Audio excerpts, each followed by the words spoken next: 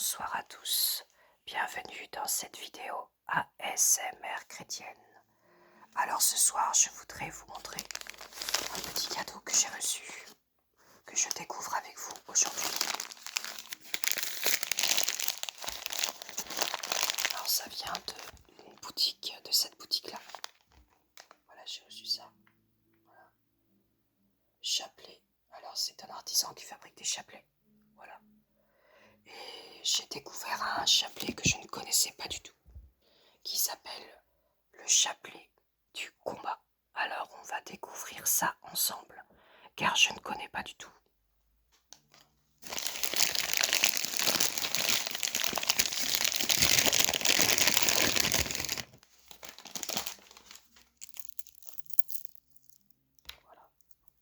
Voilà, le chapelet avec une croix qui s'appelle apparemment la croix du pardon. Alors je vais découvrir ici ce que c'est. J'espère que vous voyez à peu près ce que ça donne. Je ne sais pas trop si vous voyez bien. Voilà, on va laisser la caméra focus sur cette croix. Voilà. Et puis derrière, nous avons deux inscriptions. Pardon et croix. Voilà.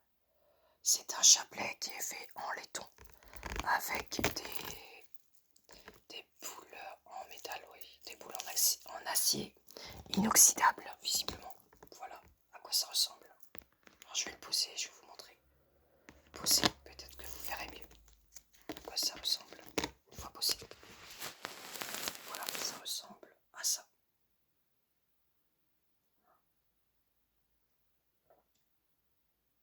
Et la croix ressemble à ça. Voilà. Alors, nous allons découvrir l'histoire de ce chapelet que je ne connais pas. C'est la première fois que j'en ai entendu parler un petit peu lors d'une émission que j'avais écoutée en vidéo. Correctement. Alors voilà ce qu'est le chapelet du pardon. On va découvrir ça ensemble.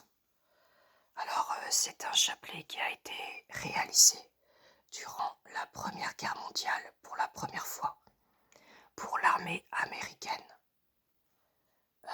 qui a fait distribuer des chapelets aux soldats. Beaucoup attribuèrent leur vie sauve au chapelet de combat. Ce modèle est une création réalisée dans l'esprit des chapelets de combat qui furent utilisés durant les deux premières guerres mondiales. Il est très lourd, avec la médaille miraculeuse que vous pouvez voir ici.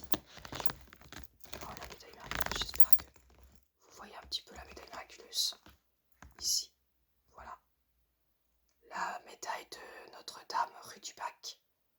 Et derrière, vous avez le fameux M avec la croix. Je ne sais pas si vous voyez parce que ma caméra, elle est pas top. Et vous avez également aussi au centre la médaille de Saint-Benoît. Ici, je ne sais pas si vous voyez la médaille de Saint-Benoît. Ici, je vais essayer de vous montrer ça correctement. Voilà, la médaille de Saint-Benoît. Et derrière, ici. Voilà. Voilà. Donc voilà pour ce chapelet que je vais mettre comme ça. Alors le chapelet de combat est le seul chapelet qui soit source d'indulgence lorsqu'on embrasse la croix. Bien sûr, il faut faire bénir le chapelet. Il faut faire bénir la croix et les deux médailles qui sont dessus. Alors pour ceux qui ne savent pas, une indulgence signifie à l'origine la bonté ou la faveur. En latin, cela se traduit aussi par la remise d'un impôt ou d'une dette. Sous le droit romain, on a utilisé le mot indulgence pour exprimer la sortie de prison ou la fin d'une punition. Ici, l'indulgence est une remise de peine liée au péché qui a été pardonné. Alors, les conditions pour recevoir l'indulgence sont les suivantes. quiconque porte sur lui la croix du pardon pourra recevoir une indulgence. Pour cela, il faut embrasser dévotement la croix du pardon et l'indulgence serait obtenue. Il serait bon de dire l'invocation suivante si on le peut. Père, pardonne-moi mes offenses, comme je pardonne aussi à ceux qui m'ont offensé. Et aussi de demander à Notre-Dame d'intercéder pour le pardon de nos péchés. Il est bon de se faire confesser pour gagner l'indulgence également. Alors l'indulgence plénière est donc peut être faite durant les fêtes du précieux sang de Jésus, de notre Seigneur, qui a lieu le 1er juillet. La fête de la croix glorieuse, le 14 juillet. Et le vendredi saint, la fête de l'Immaculée Conception, le 8 décembre. La fête de Notre-Dame des Douleurs, le 15 septembre. Donc ce sont les dates à laquelle l'indulgence plénière est plus efficace, visiblement. Voilà. Donc bien sûr ce chapelet demande une grande dévotion à la croix, à la passion du Christ et aussi à la Vierge Marie. Il est recommandé de prier aussi pour notre pape, de prier pour la rémission des péchés, pour la délivrance des âmes du purgatoire et pour le retour des nations à la foi. Donc c'est un chapelet qui est très efficace pour garantir la paix des nations et pour que les nations reviennent à Dieu. Il peut être porté aussi autour du cou. Éventuellement ici on voit une petite... voilà. Il peut être porté autour du cou, donc très solide. Il tient... il est incassable. Alors il est fait en acier inoxydable. Je pense que c'est du laiton, la couleur dorée, voilà. Alors les médailles, il est bon de les faire bénir aussi, une par une. Ce chapelet était considéré par les soldats comme une armure qui protège du mal, qui protège aussi pendant les guerres. Alors ce n'est pas un objet magique, bien entendu, mais c'est bien un sacramentel qui nous pousse vers une plus grande sainteté. Je n'obtiens pas le pardon de mes péchés juste en embrassant la croix, bien évidemment, mais il est nécessaire de remplir avec foi les conditions expliquées. C'est par la foi que nous sommes sauvés. Il faut avoir une vraie démarche du cœur et un véritable amour de Dieu et de Notre-Dame. C'est pas un cri-cri, pas du tout. C'est juste une aide aussi, comme on porte une médaille autour du cou, comme la médaille de la médaille miraculeuse par exemple, ou notre médaille du baptême. C'est aussi un moyen puissant pour se préparer à aller au ciel. C'est pourquoi les urgentistes, les pompiers, les infirmières, les médecins ou les militaires sur le terrain gagneraient à porter cette croix. Cette croix qui était d'ailleurs portée par les médecins, par les gens par les soldats sur le terrain à la guerre. Alors c'est un instrument de paix, de conversion et de salut autour de nous. Mais c'est un cadeau qui est intéressant parce qu'il est absolument inusable et garanti à vie. On peut l'utiliser comme n'importe quel chapelet, bien entendu, c'est fait pour prier le Saint-Rosaire.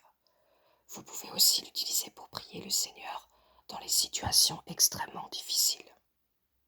C'est un chapelet pour demander à Jésus et à Marie de triompher de ces passions, de nos défauts qui peuvent nous pourrir la vie.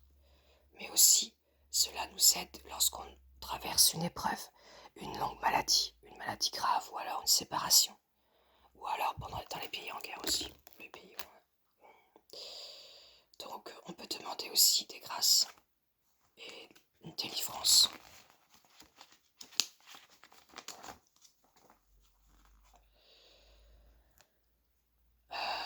C'est aussi un très grand appui pour les malades.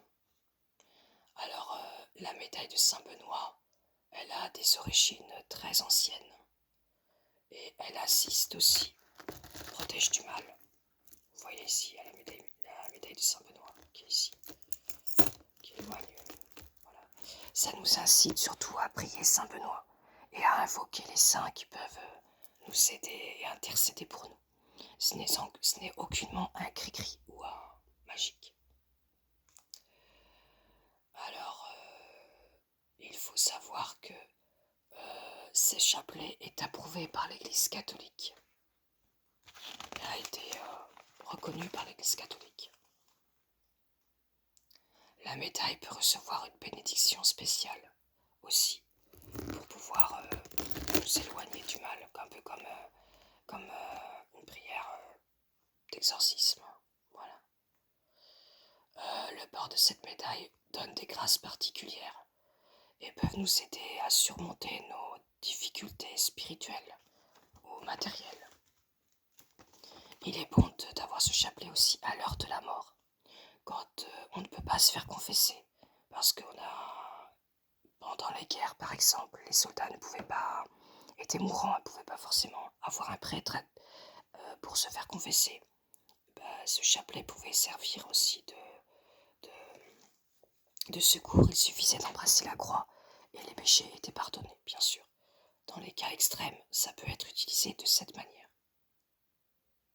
Et Saint Benoît a une grande dévotion pour la Sainte Croix, non seulement dans le but de vaincre ses propres tentations, parfois très violentes, mais encore pour anéantir de façon merveilleuse les mauvaises intentions et les artifices du mal dont il fait mention dans ses dialogues, si on lit en fait l'œuvre de Saint Benoît. Je ne sais pas si vous connaissez.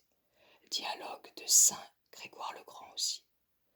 De son vivant, il est vrai que Saint Benoît a subi beaucoup de persécutions, dues à sa foi. Un jour, on voulut le tuer en lui présentant une coupe de vin empoisonné, mais au signe de la croix, signe de vie, le saint traça sur sa coupe le signe de croix, et cette coupe, elle a éclaté en éclats, donc il n'a pas bu ce qu'il y avait à l'intérieur, qui était empoisonné. La plus ancienne forme de la médaille de Saint-Benoît est ovale et porte le monogramme de Jésus à IHS. Alors là, vous pouvez le voir, vous connaissez certainement déjà cette inscription qui est là. J'espère que vous voyez parce que la caméra elle est pas ouf. Merde, voilà. Donc, elle a été créée pour le jubilé de Saint-Benoît en 1880. En 1400, c'est le 1400e anniversaire de sa naissance. La forme, elle est aujourd'hui encore en usage sous le nom de médaille du jubilé. C'est la plus courante. À la place du IHS, elle porte au-dessus de la croix, figurant sur son verso la devise bénédictine, Pax, qui veut dire paix en latin.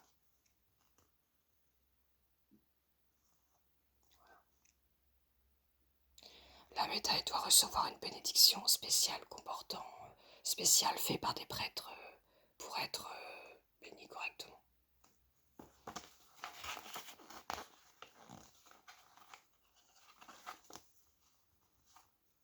Alors après, il y a une bénédiction du chapelet du combat qu'il faut faire par un prêtre.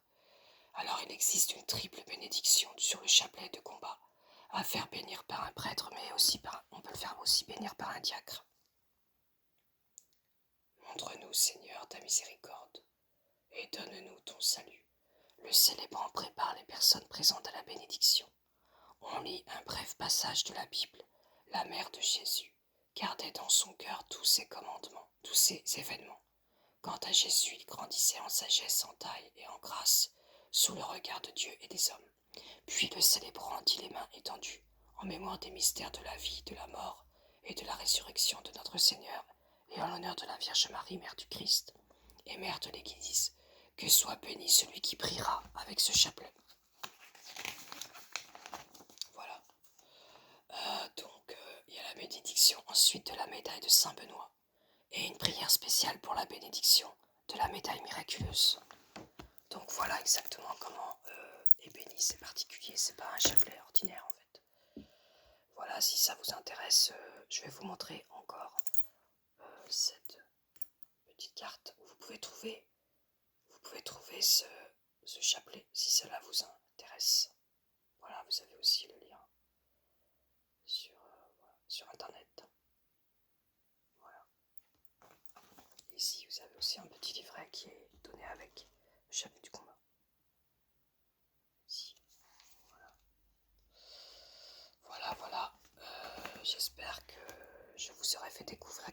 je connaissais pas du tout ce chapelet. J'espère que cette petite vidéo vous aura plu. Sur ce, je vous souhaite une très bonne soirée. Et je vous souhaite une bonne soirée. Que Dieu vous bénisse tous.